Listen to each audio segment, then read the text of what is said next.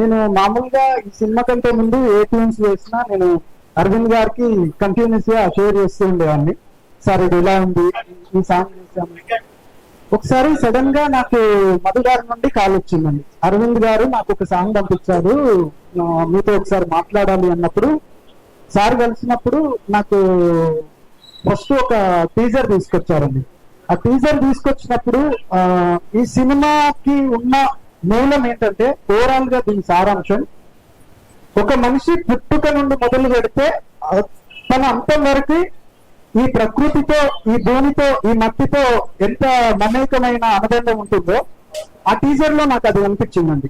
అప్పుడు యాక్చువల్లీ మనం పుట్టిన వాతావరణము, పెరిగిన వాతావరణానికి ఊర్లో మన అమ్మ వాళ్ళు, పెద్దవాళ్ళు పాడుకునే పాటలు ఎందుకో సడన్ గా టీజర్ చూడగానే నాకు స్ట్రైక్ అయింది. అప్పుడు నేనేమో నీకు నాకు నేలమ్మ నేలమ్మ, ఈ నేలమ్మ థీమ్ని, ఈ నేలమ్మ థీమ్ని కంపోజ్ చేసిన తర్వాత దీన్ని ఓవరాల్ గా మ్యూజిక్ అంతా చేసిన తర్వాత నెక్స్ట్ ఒక సాంగ్ ఇచ్చారండి. అదే మనకి నీ అడుగుతాకి ఈ నేల అని. సో అలా అలా 3 సాంగ్స్ చేశాను.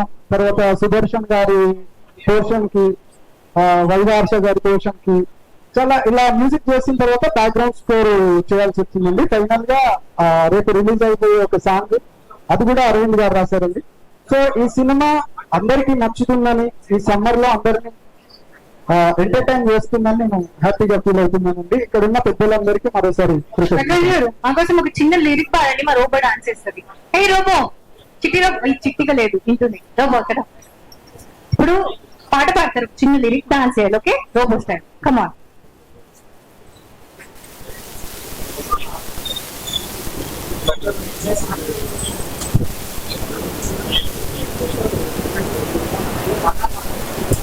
రోబో, నువ్వు డాన్స్ చేస్తావా లేదా అని డౌట్ పడుతున్నారు.